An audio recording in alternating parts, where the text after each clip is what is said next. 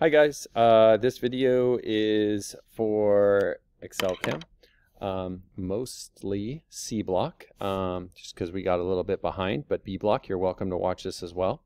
Here are some helpful hints for our liquids activity, and I want to start with the structure of each of these. So for number 2, draw Lewis structures for each molecule. This is really important because the structure of these tiny molecules and the properties that we see in macro scale, so in front of us, are very much related. So let's start with water. We all know that one. Water is a bent molecule and is capable of London dispersion forces. All molecules have that. Dipole-dipole because it's polar. And hydrogen bonding. Very important. Water actually has some of the best hydrogen bonding, most effective hydrogen bonding of any molecule. It's very special. For hexane, it's pretty funny looking. It's got 6 carbons. It's C6H14. And it's this big nonpolar molecule, but it is definitely nonpolar. And so all it has are London dispersion forces. So we get C6H14. Hexane has an odor to it, and you probably smell a lot of odor because with the weak intermolecular forces, it is evaporating very quickly. We call that volatile. So I'll go through each of the structures and then give you guys a couple hints about each one of these and talk about what you observed. Now some of you probably have to come into conference to finish your observations. All right, so hexane is LDF only.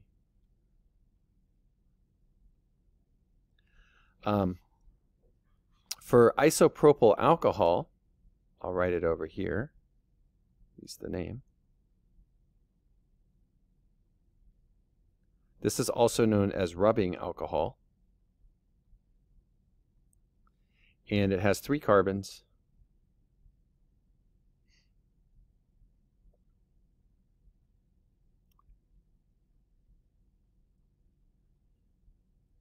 And it has an OH coming off the middle carbon. Now you could look any of these up online. You could just Google structural formula. Chemical formula might not give you the structure. But here you can see that isopropyl alcohol is also capable of hydrogen bonding. So isopropyl alcohol has LDF, dipole-dipole, and hydrogen bonding. And because it's bigger than water, you might expect it to have a higher boiling point, but that's not the case. Water is very special in the way it hydrogen bonds. So it's got freaky strong hydrogen bonds. So it might seem like the only real difference between these two is the size, but actually the level of hydrogen bonding going on in water is pretty important. And then the last one, acetone, is also known as nail polish remover. It's got a double bond oxygen here on the central carbon, and then 3 hydrogens off each of these carbons on the end. And this guy is polar. There's no hydrogen bonding, so we have LDF and dipole-dipole, and that's for acetone. So if you had to guess which one was going to have the most drops, and you're not cheating and doing half drops or like tapping, you should actually get isopropyl alcohol or water as your most. And water, usually, it should actually have the most. So it should be the winner. And I don't want to spoil the surprise. Isopropyl alcohol should be second, acetone third, hexane fourth. However, that's for the longest evaporation time or the most drops on a penny. However, some things could affect this. If you're waiting a long time between drops, there could be some evaporation. But if you're doing them all at a reasonable rate and all your drops are about the same size, water should have the highest number of drops in a penny. For capillary tube, I showed you guys this really quickly. If we have glass or any thin tube, especially glass or paper or wood, and you drop this into a pool of, say, water or any other polar liquid.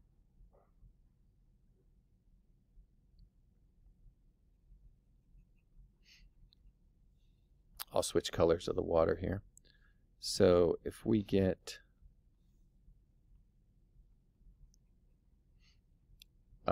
some blue water in here, and if you dip it in this very thin tube, it's not only that the water goes up a little bit, it's actually going to climb up significantly high. And the thinner the tube, the higher that water is going to climb up, and it'll actually have a little meniscus in there as well. So this capillary action comes from the attraction of water molecules to the inner edges of the tube. So if it's glass or wood or paper, these thin tubes attract the water molecules and pull them up. So hopefully you guys were able to observe a little bit of that. If you haven't, come take a look at conference. If it stops moving, well, eventually the weight of the water gets too heavy to keep pulling it up. So that has something to do with it.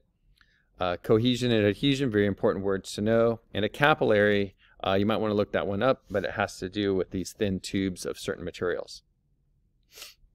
For water on wax, we had this piece of wax paper, and although some people poured a whole bunch of drops on there, if you just get one tiny drop of water on there and you drag it with a toothpick or a straw or something like that, the water should stick together and just not stick very well to the wax paper. However, if you do soapy water,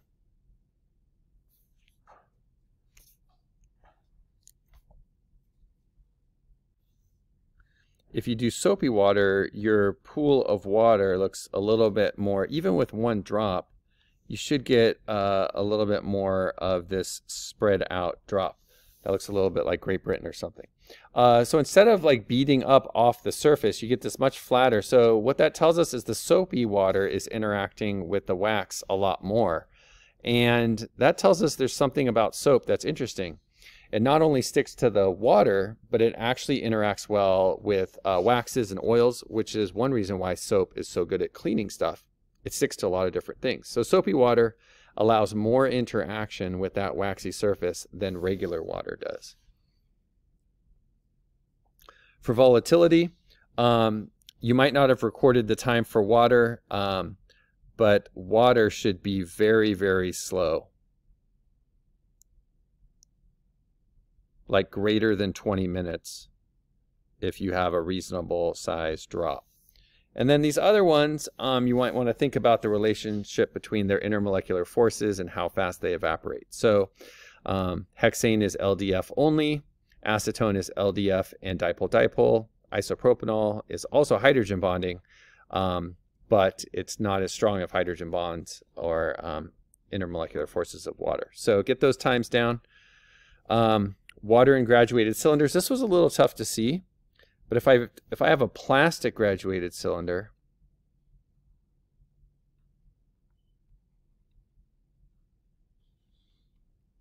and if I have a glass graduated cylinder of equal diameters, and I put water in each with some blue food coloring, what you see with the plastic is a pretty minor curve. And what you put in with a glass one, I will exaggerate this, is a much more exaggerated curve. And you want to think about, well, what's the water molecule, what are they doing differently in each of these?